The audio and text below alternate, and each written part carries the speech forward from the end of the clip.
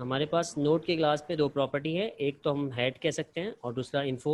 आपकी एल्गोरिथम के अंदर जो आपका कोड है उसमें इन्फो दिया हुआ है, तो इन्फो का कीवर्ड हो या हेड का कीवर्ड हो, सॉरी हेड बोल रहा हूँ, डेटा का हो, तो ये दोनों सेम है। ये जो है ये नेक्स्ट है, नेक्स्ट का मतलब है नेक्स्ट नोड का इन्फॉर्मेशन, ठीक है, नेक्स्ट नोड इन्फॉर्मेशन। तो ऐसी क्लास बनेगी जिसके दो प्रॉपर्टीज़ होंगी, गेट सेट प्रॉपर्टीज़, उसको बनाएंगे हम पाइथन में। ये कोड पाइथन के कोड में अगर आप कहें कि ये इसका पहली लाइन जिसमें बता रहा है कि क्लास का नाम है नोड और क्लास की बॉडी यहाँ से स्टार्ट हो रही है और इसके इंटेंट ये है, तो यहाँ पर ख़त्म है इसकी बॉडी, क्लियर। और इसके अंदर अभी दो मेंबर्स हैं, एक है ये और एक है ये एक नॉर्मल फंक्शन है जिस तरह से आप बनाते हुए आए हो, ठीक है। ये है इसका कंस्ट्रक्टर फंक्शन मेथड, ठीक है।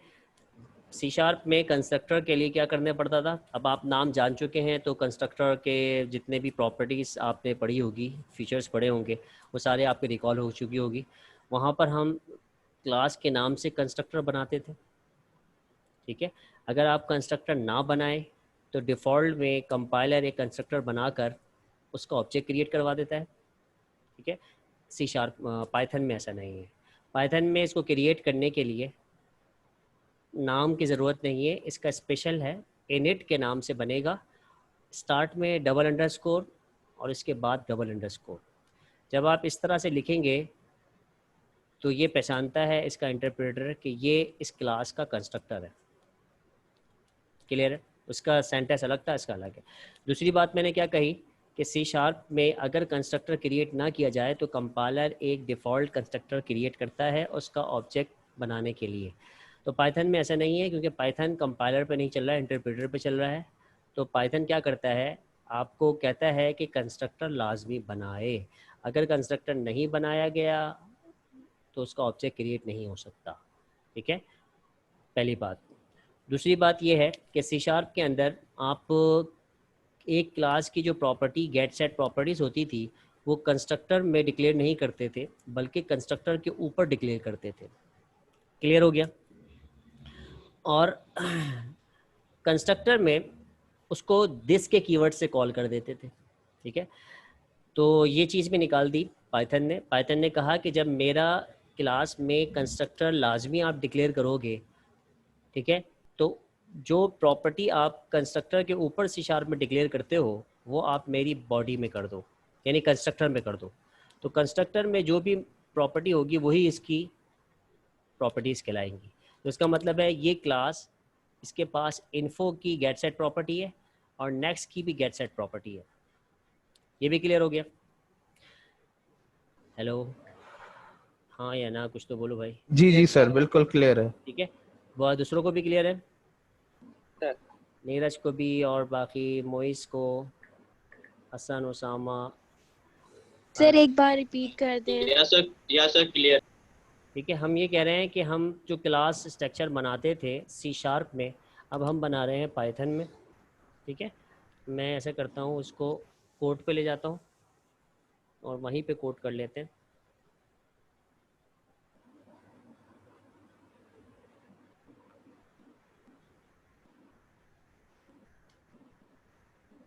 मैं यहाँ पर कमेंट में सी शार्प का कोड भी रिकॉल कर लेता हूँ।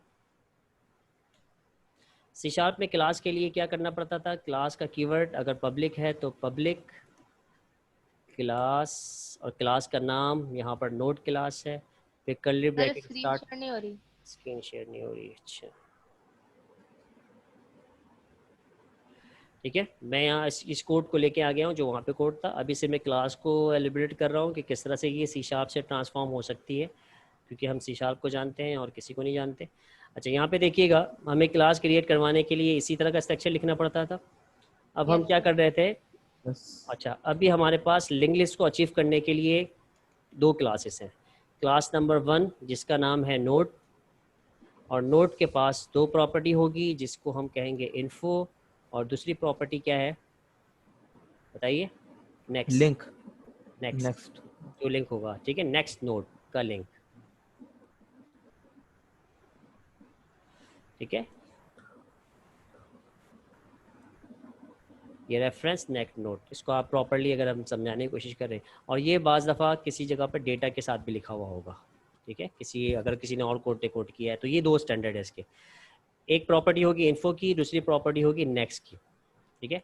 दूसरी क्लास कौन सी होगी जिसमें हम करेंगे, वो क्लास बनाएंगे जो सारे चैलेंजेस को एक्सेप्ट करेगी, वो हमारे पास है इसकी क्लास लिंक लिस्ट की। इस लिंक लिस्ट में चैलेंजेस होंगे बहुत सारे, ठीक है।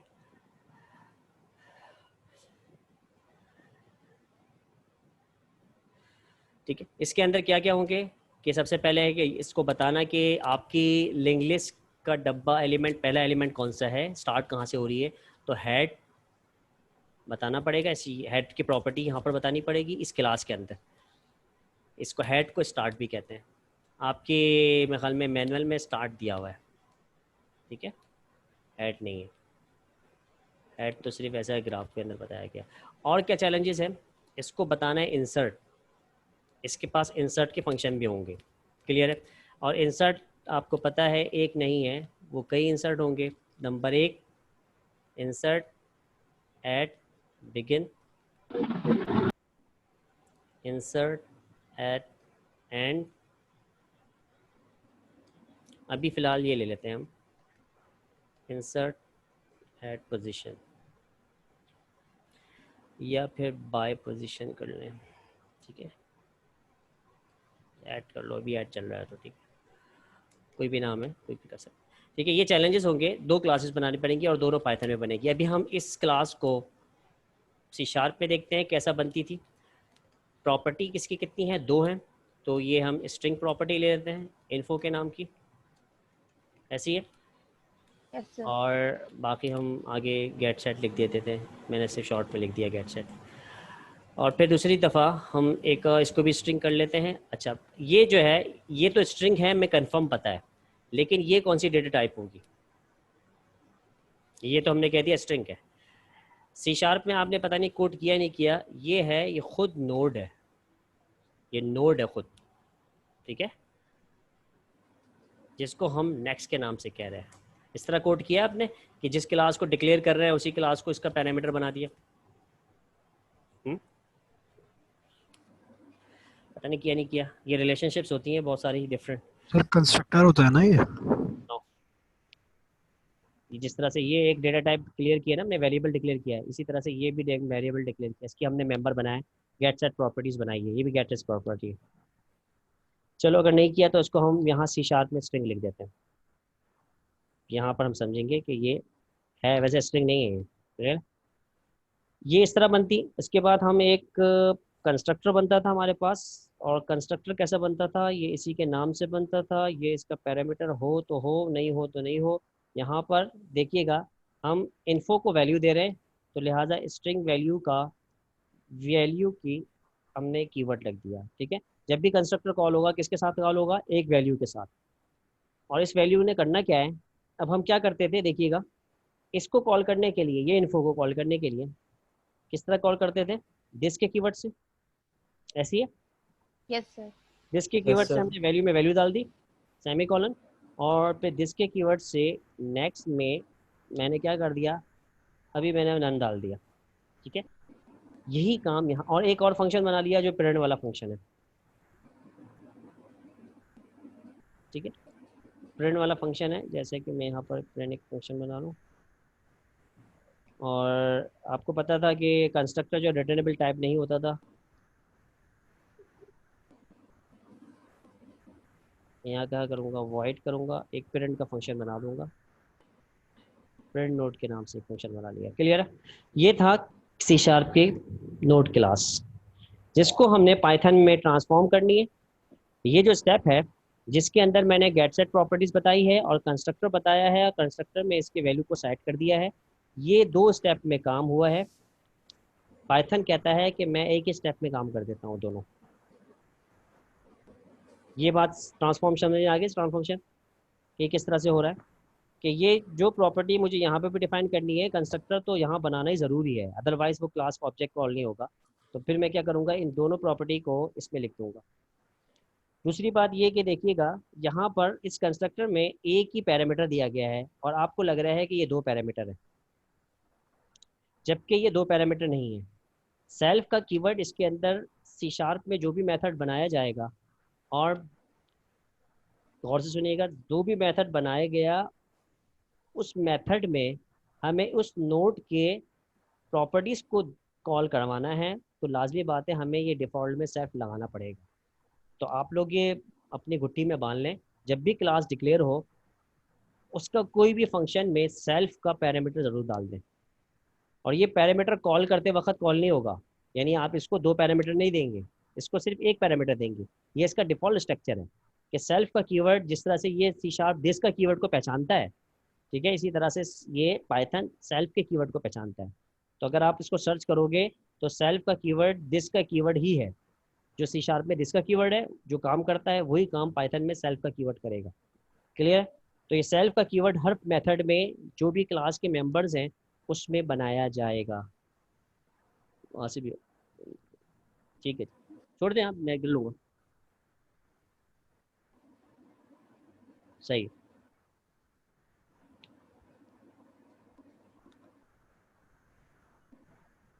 इतनी बात समझ में आ गई? तो ये जी हो सर। गया ट्रांसफॉर्म।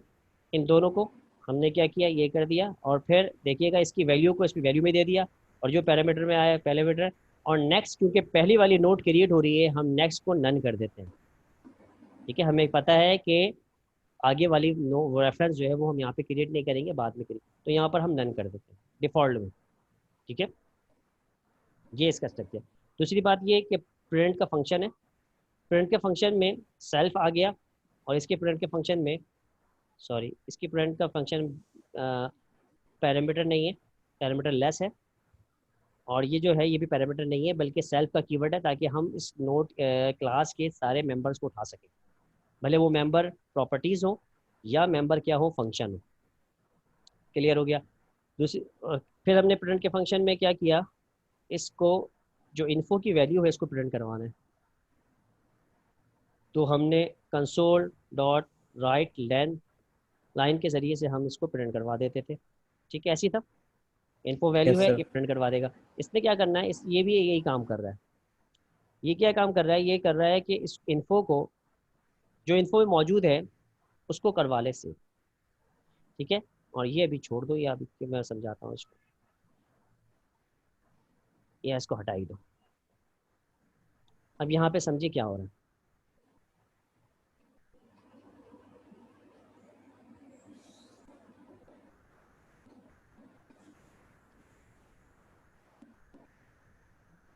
एक ऑब्जेक्ट क्रिएट किया, नए सिरे से बता रहा हूँ, ऑब्जेक्ट क्रिएट हुआ किसका, नोड क्लास का। ये चलेगा, कोड में एरर आएगा नहीं आएगा? आएगा सर। क्यों आएगा? आना चाहिए सर, मेरे ख्याल से तो। डी सर आएगा। सी शार्प में होता तो नहीं आता, अगर सी शार्प का मैं ऑब्जेक्ट क्रिएट करता तो उसमें नहीं आता। क्यों, इसमें क्यों आएगा?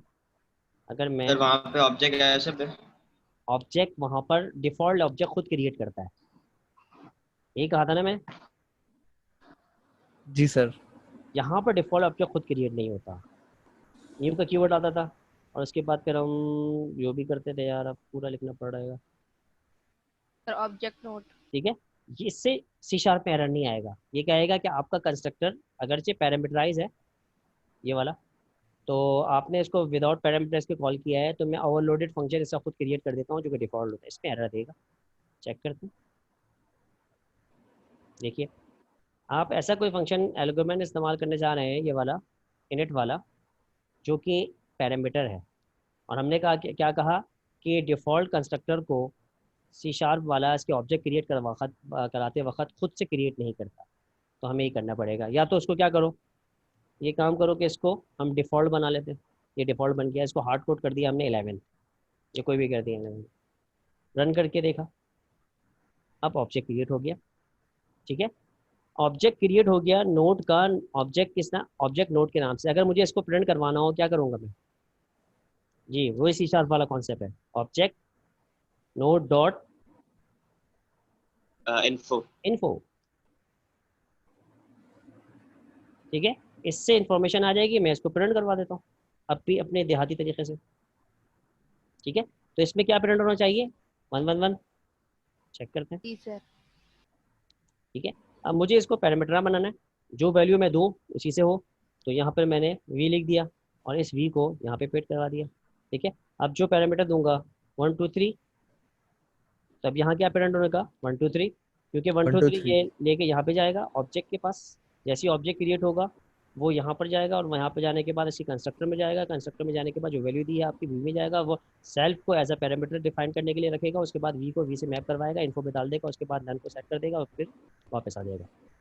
क्लियर है, 1 2 3, यस सर। ठीक हो गया। मुझे नेक्स्ट को प्रिंट करवाना है, तो नेक्स्ट की वैल्यू क्या आएगी, जरा गौर से देखिएगा, गौर से। अभी जो बात बताने वाला हूँ ऑब्जेक्ट डॉट नेक्स्ट। जी, वो जो है सी शार्प में आपने मुमकिन है अटैम्प्ट की हो। ठीक है, मेरी कोशिश होती है कि मैं सी शार्प में पढ़ाऊँ, अदरवाइज नन। इससे पहले मैं कह चुका हूँ इसकी डेटा टाइप है, बिलफर्ज स्ट्रिंग ले लें, न्यूमेरिक भी हो सकती है। इसकी डेटा टाइप सी शार्प में हमने स्ट्रिंग रखी है, जबकि मैंने क्या कह रहा हूँ, ये खुद एक नोड है। इसको अगर मैं ऐसे कहूँ तो ये एक नोड है, इसको पूरा नोड का ऑब्जेक्ट बना के देना पड़ेगा। ठीक है, तो मैं इसी तरह इसको भी ऑब्जेक्ट बना के दूंगा और इसको मैं तसव्वुर करूंगा कि ये स्ट्रिंग जो है ऑब्जेक्ट ऑफ नोड है, नोड क्लास का ऑब्जेक्ट है। ठीक है, ये स्ट्रिंग वैल्यू, इसमें स्ट्रिंग वैल्यू नहीं जाएगी, इसमें नोड वैल्यू जाएगी। और नोड के पास दो इंफॉर्मेशन है, एक है इन्फो और दूसरा क्या है, नेक्स्ट, रेफरेंस। ये खुद एक नोड होगा, फिर नोड के अंदर नोड, नोड के अंदर नोड, नोड के अंदर नोड, चल गई आपकी गाड़ी, चेन बन गई ना।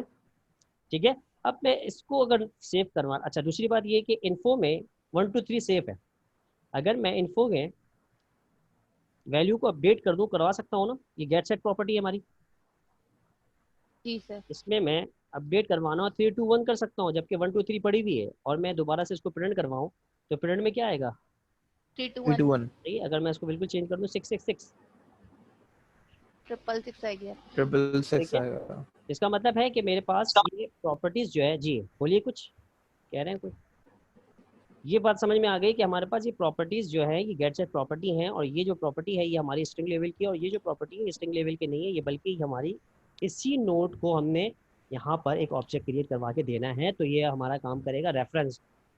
इसको कैसे वैल्यू देंगे, इसके लिए यही काम करेंगे जो काम हमने यहाँ पे किया है।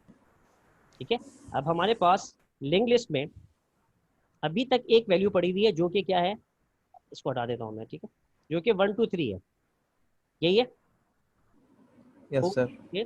नोट के अंदर अभी क्या वैल्यू पड़ी है 1 2 3, दूसरी वैल्यू मैं देना चाह रहा हूँ 6 6 6, आगे वाली वैल्यू फिर देना चाह रहा हूँ 7 7 7। तो ये 6 6 6 7 7 7 किस तरह से मेरी लिंक लिस्ट में आएगा, उसके लिए आपको क्या करना पड़ेगा, ये वाला काम करना पड़ेगा। ज़रा इस बात को अगर आप देख लेंगे, आने वाला कोड आपके लिए ईजी हो जाएगा। मैं ये कर सकता हूँ ना, नेक्स्ट में ये चीज़ डाल दूँ, क्लियर है, और यहाँ पर 6 6 6 कर दूँ। ठीक है, जी तो सर, नेक्स्ट जी सर। प्रॉपर्टी में मेरे पास नोड का ऑब्जेक्ट आ जाएगा। इसका मतलब है इसके पास कितनी इन्फॉर्मेशन आएगी, दो इन्फॉर्मेशन आएगी। नोड का पूरा ऑब्जेक्ट आने का मतलब क्या है, इसके पास इन्फो के अंदर 6 6 6 पड़ा हुआ होगा और नेक्स्ट में नन होगा, ऐसी है। Yes sir. एक भाई है या नहीं ऐसा, बिल्कुल है। ठीक है। Yes, और sir. अगर मैं इस 7 7 को क्रिएट करने की बात करूं तो क्या करूंगा भाई, नेक्स्ट के नेक्स्ट में जा सकता हूं। मैं अभी मैनुअल कर रहा हूं उसको, फिर मैं डायनेमिक बनाऊंगा, अभी मैनुअल है। नेक्स्ट के नेक्स्ट में जा दूं, चले जाऊं, क्योंकि नेक्स्ट, इसका नेक्स्ट तो नन नहीं है।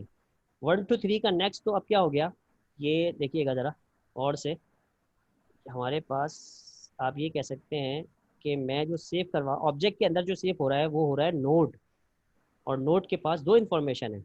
इसके पास अब नन नहीं रहा, इसके पास अब 6 6 6 का इन्फॉर्मेशन रेफरेंस पहुंच गया। ठीक है, और इसके पास जब मैं 7 7 सेव करवा दूंगा तो इसके पास क्या इन्फॉर्मेशन आ जाएगी, 7 7 7 का रेफरेंस आ जाएगा, रेफरेंस आएगा, वैल्यू नहीं आएगी, याद रखिएगा। नोट के अंदर अब यहाँ पर ये आखिरी है, ये हो जाएगा नन। ऐसी है, ये मेरी लिंक लिस्ट बन गई जो मैं वहां पर अपने पिक्टोरियल में देख रहा था। Yes sir. आखिर जी वाला सर, में जाना बिल्कुल। गया कि वो नन है, तो ये इसका मतलब लिंक लिस्ट खत्म, डब्बे खत्म होगा इसके ट्रेन के। इसको अभी पता नहीं चला कि मैं हेड हूँ या नहीं हूँ। ये सारे काम किसके हैं? ये सारे काम लिंक लिस्ट की क्लास के हैं। और अभी मैंने कौन सी क्लास बताई आपको? Node note. क्लास। इसके पास सिर्फ दो इन्फॉर्मेशन है, एक ये और एक ये। ठीक है। अच्छा, अब मैं कह रहा हूँ कि नेक्स्ट के अंदर एक ऑब्जेक्ट बनाया जिसमें मैंने 777 सेव कर दिया। तो उसका मतलब सर जी, सर ये डॉट नेक्स्ट समझ नहीं आया। .NET अच्छा ओके। हम ये कह रहे हैं कि जिस तरह से हमने object.info के अंदर वैल्यू सेव करवाई थी, जी ये करवाई थी, इसको जी मैं जी दोबारा से आपको एक्सप्लेन कर दूं। हमने ये करवाई, ये क्यों करवाई थी? क्योंकि आप लोग ये जो वेरिएबल है ना, बच्चा लेवल का, स्ट्रिंग लेवल का, इसके अंदर वैल्यू को सेव करवाना जानते हैं यस सर। कि भाई स्ट्रिंग वैल्यू है। लेकिन ये जो नेक्स्ट है ये स्ट्रिंग वैल्यू है ही नहीं, ये नेक्स्ट एक खुद एक ऑब्जेक्ट है। किसका ऑब्जेक्ट है? इस नोड क्लास का ऑब्जेक्ट है। इसका मतलब जी है सर। इसके इसके पास, इसी तरह से जिस तरह से इसके पास ऑब्जेक्ट डॉट इन्फो है और ऑब्जेक्ट डॉट नेक्स्ट है या नहीं? जी इसके पास है नहीं है? अगर मैं इसको कहूँ कि इस ऑब्जेक्ट के पास दोनों इन्फॉर्मेशन मौजूद है, यानी दोनों प्रॉपर्टी मौजूद है गेट सेट की, क्योंकि ऑब्जेक्ट है। एक तो डॉट इन्फो भी मौजूद है और दूसरा क्या मौजूद है भाई? Dot next. इससे इत्तेफाक कर रहे हैं आप लोग? Yes sir. Yes sir. Yes sir. ठीक है। और इसमें जब मैंने वैल्यू सेव करवानी हो तो मुझे इसका ऑब्जेक्ट क्रिएट करवाना पड़ेगा। जब ऑब्जेक्ट क्रिएट करवाऊंगा तो फिर इसके पास दो चीज़ें आएंगी। ऐसी है, जी अगर मैं इसका ऑब्जेक्ट जी क्रिएट करवाऊं इस तरह से, सॉरी इस तरह से करवाऊं, तो इसके पास ऑब्जेक्ट डॉट इन्फो होगा, ये तो स्ट्रिंग वैल्यू बन जाएगी। यस ठीक है। इसके नो पास सर। ऑब्जेक्ट डॉट इन्फो भी नहीं होगा, ऑब्जेक्ट ऑफ नेक्स्ट भी नहीं होगा। वो उस वक्त होगा जब मैं इसको इस वैल्यू के साथ क्रिएट करवाऊं। ठीक है। जब मैं इसको ऑब्जेक्ट क्रिएट करवाऊंगा तो अब इसके पास इस क्लास के दोनों मेंबर आ जाएंगे, इन्फो भी आ जाएगा, नेक्स्ट भी आ जाएगा। और फिर मैं ये कह चुका हूँ कि ये जो है हमारा स्ट्रिंग वैल्यू है, तो इसमें हम अपडेट करने के लिए या कोई नई चीज़ असाइन करने के लिए डायरेक्ट से हार्ड कोड दे देते हैं। लेकिन इसको वैल्यू असाइन करने के लिए आपको एक नया ऑब्जेक्ट बनाना पड़ेगा। ठीक है। आपने कहा मैंने इसके लिए नया ऑब्जेक्ट बनाया है, और किस वैल्यू के साथ बनाया है? 666 से बनाया है। और जब ये वाला ऑब्जेक्ट क्रिएट हो जाएगा, ये नेक्स्ट बिल्कुल ऑब्जेक्ट नोड की तरह नहीं हो गया कि जिस तरह से ऑब्जेक्ट डॉट इन्फो था, ऑब्जेक्ट नोड डॉट नेक्स्ट था, इसी तरह से next dot info next dot object नहीं हो सकता, सॉरी नेक्स्ट डॉट नेक्स्ट नहीं हो सकता। हो सकता है। ठीक है, क्योंकि अब ये हायरार्की बन गई, ये खुद एक ऑब्जेक्ट बन गया। इसी तरह जी से हम नेक्स्ट डॉट इन्फो से इन्फो कॉल कर सकते हैं। इसका मतलब है कि ये नेक्स्ट, ये फर्स्ट लेवल हो गया, ये सेकंड लेवल हो गया। ठीक है। पहला लेवल ये हो गया जिसके अंदर इन्फो नेक्स्ट अलग पड़े हुए हैं। दूसरा नेक्स्ट जी खुद एक ऑब्जेक्ट है, तो नेक्स्ट सेकंड लेवल हो गया। फिर नेक्स्ट के अंदर खुद एक इन्फो और नेक्स्ट है। ठीक है। तो इस तरह से हायरार्की चलती जाएगी। और फिर इसके अंदर भी आप जी कुछ ना कुछ कर सकते हैं। इसी तरह से आप लोग यहाँ पर इस नेक्स्ट से नेक्स्ट में भी जा सकते हैं, क्योंकि जब आपने इसको नेक्स्ट क्रिएट करवा दिया तो इसका भी अपना नेक्स्ट होगा। इस तरह नेक्स्ट चलता जाएगा जितने आपके पास, और हर एक नेक्स्ट के पास इसके पास आने वाले की इन्फॉर्मेशन है, जी इसके पास आने वाली रेफरेंस। की रेफरेंस मौजूद है। जी लेकिन इसके पास पीछे वाले की नहीं है। ठीक है। क्योंकि इसके स्ट्रक्चर में दो ही चीज़ रखी हुई है, इन्फो रखा हुआ है और नेक्स्ट रखा हुआ है। नेक्स्ट मतलब नेक्स्ट वाला रेफरेंस। क्लियर हो गया? तो मैं इसी तरह से यहाँ पर ये कह रहा हूँ कि नेक्स्ट में नेक्स्ट से नेक्स्ट जा सकते हैं, नहीं जा सकते? जब नेक्स्ट से नेक्स्ट जा सकते हैं तो ये मैं काम कर सकता हूँ ना कि ऑब्जेक्ट के नेक्स्ट को एक और ऑब्जेक्ट क्रिएट करके दे दूँ। ठीक है। जो कि 666 है, और मैं इसको यहाँ पर एक और नोट क्रिएट करवा दूँ। चलो इसको हटा दो अभी। जब यार ठीक है, जब ये क्रिएट हो गया तो अब मुझे अगर 1 2 3 प्रिंट करवाना हो तो कैसे करवाऊंगा? यानी पहला नोट करवाना है, इस नोट का लिंक लिस्ट का पहला एलिमेंट का इन्फो टाइप प्रिंट करवाना है, तो क्या करूँगा, ऑब्जेक्ट नोड डॉट इन्फो, इससे क्या इन्फो। होगा 1 2 3 प्रिंट हो जाएगा। और अगर मुझे इस लिंक लिस्ट का, लिंक लिस्ट तो नहीं है खैर, ऑब्जेक्ट है, इस ऑब्जेक्ट के नेक्स्ट का 66 करवाना है, तो फिर मैं कैसे प्रिंट करवाऊंगा, डॉट नेक्स्ट। डॉट नेक्स्ट कर देंगे। Next dot info. ठीक है, तो ये इन्फो किसका हुआ, नेक्स्ट का हुआ, और ये नेक्स्ट का किसका हुआ, सही फर्स्ट का हुआ। इससे क्या प्रिंट होगा, सही 1 2 3, इससे 1 2 3। 6 देख लेते हैं। बस ये है इसके अंदर जो हम, इसका ट्रिकी चीज़ है, अगर ये समझ में आती है तो आगे बात स्पीड चलेगी आपकी, अदरवाइज वही घूमते रहोगे। ठीक है, अच्छा ये तो प्रिंट हुआ यहाँ से, सॉरी यहाँ से, इसको हमने इजाफी कर दिया ना समझाने के लिए, तो ये भी हटा देते हैं।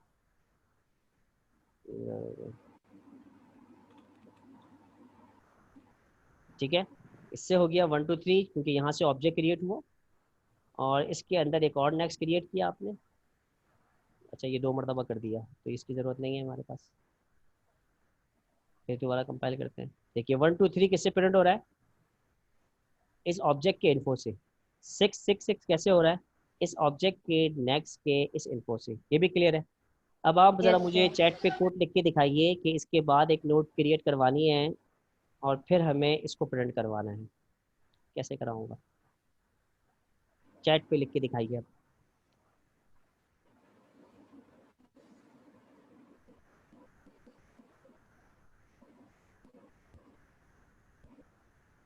क्या करना है सर, ये बड़ा अच्छा सवाल लगता है मुझे। पूरी कहानी सुन ली आपने, सुबह पूछते हैं जुलेखा मर्द था या औरत थी, नहीं मर्द थी या औरत था, यही थी ना मशहूर वाकया। भाई दोबारा सुन लीजिए, मैं ये कह रहा हूँ कि अभी आपके सामने ऑब्जेक्ट, इस नोट क्लास का एक ऑब्जेक्ट बनाया ओबीजे नोट के नाम से, उसमें पहले लेवल के अंदर 1 2 3 वैल्यू सेव करवा दी। फिर आपके सामने इसके नेक्स्ट में एक और ऑब्जेक्ट क्रिएट करवाया, उसका रेफरेंस इसमें खुद ब खुद आ गया। अगर मुझे ये प्रिंट करवाना हो तो मैंने फिर ऑब्जेक्ट नेक्स्ट इन्फो से प्रिंट करवाया। अब एक और काम करना है, ये वाली इंफॉर्मेशन मुझे ऐड करवानी है अपने इस ऑब्जेक्ट में, और सबसे आखिर में थर्ड लेवल पर। फर्स्ट लेवल ये हो गया, सेकंड लेवल ये हो गया, अब थर्ड लेवल बनाना है आपको।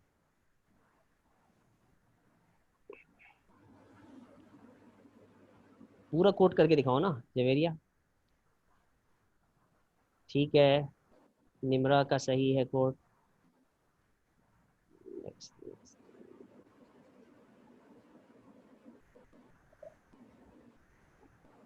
और इसको कॉल कैसे करूँगा, इन्फो डॉट इन्फो कैसे आ गया उजैब आपका, next dot info dot info, info में तो इन्फो नहीं आ सकता। चाहिए कुछ गाड़ी चलने लगी है। हाँ, अब हम एक को क्रिएट करवाते हैं, इसका मतलब है हमें ये काम करना पड़ेगा। थर्ड लेवल बनाने जा रहे हैं, थर्ड लेवल के अंदर नेक्स्ट डॉट नेक्स्ट। अभी नेक्स्ट डॉट नेक्स्ट अभी तक नन था, इसको चेक भी कर लेते हैं।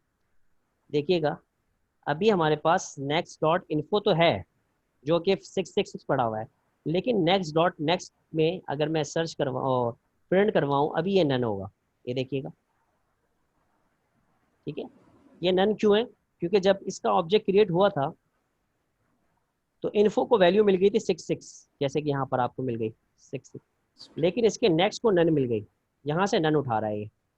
ठीक है, अब ये वाला स्टेप तो आपको समझ में आ गया। अब आप क्या करने जा रहे हैं, एक और लेवल क्रिएट कर रहे हैं, तो नेक्स्ट डॉट नेक्स्ट में आपने थर्ड लेवल का ऑब्जेक्ट क्रिएट करवा दिया, वो किया आपने नोट डॉट में 777।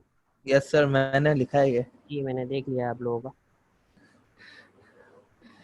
ठीक है, और इसको प्रिंट करवाने के लिए मुझे क्या करना पड़ेगा, अब ये वाला हमारे पास क्या हो जाएगा, 3 लेवल्स हो जाएंगे।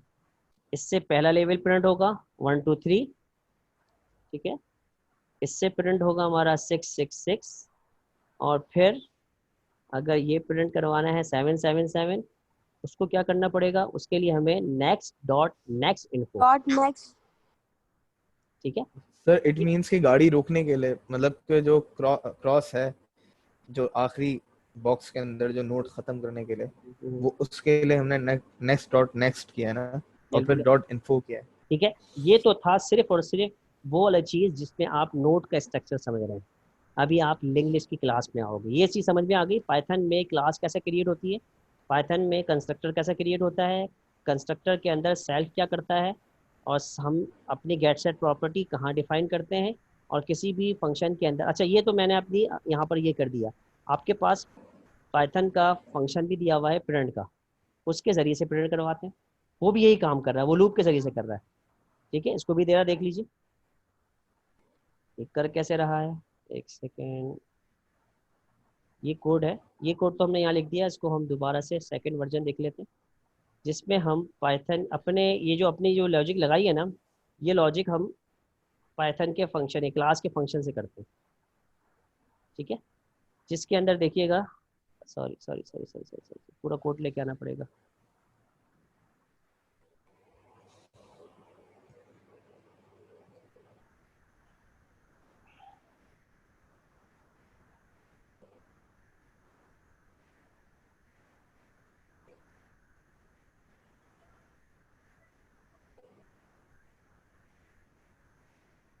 ठीक है, ये आपके 6.1 का कोड है। अब इसको आपका ये समझ में आ जाएगा कि ये यहाँ पर 2 पहले लेवल पे डिक्लेयर हुआ, 2 4 दूसरे लेवल पे हुआ, 2 5 तीसरे पे हुआ। लेकिन प्रिंट के लिए एक ही फंक्शन कॉल किया गया है और इन तीनों को प्रिंट करवाएगा ये जरा बताइए किस तरह प्रिंट करवा रहा है, 22 को भी, 24 को भी, 25 को भी, जबकि हमने तीनों को अलग अलग प्रिंट करवाया था। सर स्टार्ट के वर्ड से तीनों हो रहे हैं। स्टार्ट का वर्ड, स्टार्ट का तो ऑब्जेक्ट है, इसको आपने ये रख दिया, चलो स्टार्ट तो ये ऑब्जेक्ट का नाम है, रॉन्ग, तो ऑब्जेक्ट है आपका, सर वेरिएबल है या ये तो ऑब्जेक्ट है ना क्लास का। देखिए ये प्रिंट क्या कर रहा सर है, आप करके देखें। क्या अभी नहीं चलेगा, चल चलेगा जाएगा सर? अगर नहीं कोई कह रहा है कि नहीं चलेगा तो ये फिर मैं कहूँगा कि भाई वो जैसे फिजिकली क्लास शुरू हो, चलो यार तुम लोग स्टूडेंट हो, अब क्या करें तुम्हारे साथ, छोड़ो, माफ किया। चल जाएगा सर, चल जाएगा। तो स्टार्ट के कीवर्ड ने तो कुछ काम नहीं किया। सर और अगर हम ये ना एक लिखें फिर तो स्टेटमेंट प्रिंट से, नहीं करेगा। एक स्टेटमेंट से ये मेरी 3 स्टेटमेंट के काम हो रहे हैं, इसको समझने की कोशिश करो। वो एक स्टेटमेंट क्या है, ये खुद तो एक, सर कंडीशन लगी है ना, जी कंडीशन क्या कर रही है वो, और नेक्स्ट आपने, नन नहीं है तो वो करवा दे। हाँ आपने वो किया है, रिकर्जन का कॉन्सेप्ट देखा है सी शार्प में, यस सर। फंक्शन से फंक्शन कॉल होता है, वो यही तो हो रहा है। ठीक है, रिकर्जन देखिए रिकर्जन से कुछ काम हो रहा है, रिकर्जन आप पढ़ोगे इंशाल्लाह, आपके स्ट्रक्चर में है, लेकिन देखिएगा थोड़ा सा ये काम वही हो रहा है। प्रिंट का फंक्शन, ये पाइथन का प्रिंट नहीं है, पी स्मॉल है ये, और ये पी कैप्स है, इसका मतलब है ये हमारा अपनी क्लास का ये पी है, जो कि इस फंक्शन को हमने कॉल किया। अब जब ये फंक्शन कॉल होगा, सही है, तो ये पहले प्रिंट करवा देगा जो सेल्फ में पड़ा हुआ होगा। अब देखिए सेल्फ की गेम है, सेल्फ में पड़ा हुआ है क्या, इन्फो। इन्फो, ठीक है, और यहाँ से कॉल हुआ है। फिर देखिएगा इसने देखा कि सेल्फ का नेक्स्ट नॉट नन तो नहीं है, आपने कहा बिल्कुल नहीं है, सेल्फ के नॉट्स में तो क्या पड़ा हुआ है, 24 पड़ा हुआ है, 24 पढ़ा है। ठीक है। तो अब वो फंक्शन जो होगा वो सेल्फ के नेक्स्ट का प्रिंट कॉल करेगा, सेल्फ का कॉल नहीं करेगा, सेल्फ के नेक्स्ट का, क्योंकि नेक्स्ट खुद ही एक नोड है, सेल्फ के पास 2 इन्फॉर्मेशन है, इन्फो और नेक्स्ट की, नेक्स्ट खुद ही नोड है, तो नेक्स्ट के पास जी। भी 2 इन्फॉर्मेशन है, इन्फो और नेक्स्ट की। तो जिस तरह से इन्फो और नेक्स्ट की इन्फॉर्मेशन है, तो सेल्फ के पास तो इसकी भी इन्फॉर्मेशन है ना, प्रिंट की, ये तो नोड क्लास है, ठीक है। तो ये प्रिंट कॉल को इसी तरह से फिर आगे जाएगा, सेल्फ, अब ये सेल्फ बन गया, यानी ये खुद सेल्फ बन गया, सेल्फ के इन्फो में जो प्रिंट होगा 24 प्रिंट करवा देगा।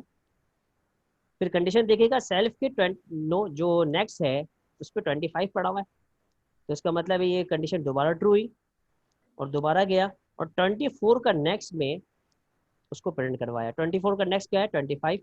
25। फिर प्रिंट कॉल हुआ। अब ये सेल्फ जो आया है ये 25 का सेल्फ है, सही है, 25 के ऑब्जेक्ट का सेल्फ है, यानी इसका। और फिर इसने इसको प्रिंट करवा दिया 25 को, और फिर आगे देखा कि भाई 25 का जो नेक्स्ट है वो नन है, बिल्कुल नन है, तो यहाँ से ये स्किप हो जाएगा और लूप आपका खत्म, लूप बोल रहा हूँ, ये रिकर्जन जो है आपकी खत्म हो जाएगी। आगे समझ में? यस जी सर, सर। आ गया सर। अब हम आते हैं लिंग्विस्ट की फंक्शन पे, तो क्लास के। देखिएगा, अब लिंक लिस्ट में हमने कहा था, असल ये तो गेम था स्ट्रक्चर का, कि लिंक लिस्ट का स्ट्रक्चर क्या होना चाहिए। अगर लिंक लिस्ट का स्ट्रक्चर के अंदर इन्फो और नेक्स्ट की इंफॉर्मेशन है तो ये सिंगली डेटा टाइप है, सिंगली लिंक लिस्ट है। अगर इसके पास दोनों हैं तो उसका मतलब डबली है। उसकी तरफ अभी नहीं जा रहे, आपकी लैब 6 वो उसका इंतजार कर रही है। अभी हम सिर्फ ये कह रहे हैं कि नोड सिर्फ आपके स्ट्रक्चर को बताता है कि आपके लिंक लिस्ट का स्ट्रक्चर किस टाइप का है, लेकिन लिंक लिस्ट की जो चैलेंजेस है वो तो इस क्लास में अचीव नहीं हो सकते। उसके लिए एक अलग क्लास बनानी पड़ेगी, उस क्लास में हम लोग इंसर्ट भी रखेंगे, ठीक है। इंसर्ट फिर एड बैंक बिगिन होगा, इसको हम समझते हैं, ठीक है। अच्छा, अब देखिएगा आप ज़रा, ये लिंक लिस्ट की पहली क्लास वो क्लास है, इसके अंदर देखिएगा पहला चैलेंज क्या था हमारे पास। इस कोड को उठाते हैं और अपने चैलेंज की बात करते हैं। आपके पास अभी 1 मिनट बचा है, उसके बाद फिर हम लिंक लिस्ट को स्टार्ट करते हैं, और मेरे ख्याल में ये आखिरी मीटिंग होगी आपकी। क्लियर है? Yes sir. फिर अटेंडेंस लेना है, आप लोगों की परेशानियाँ दूर करनी है। ओके।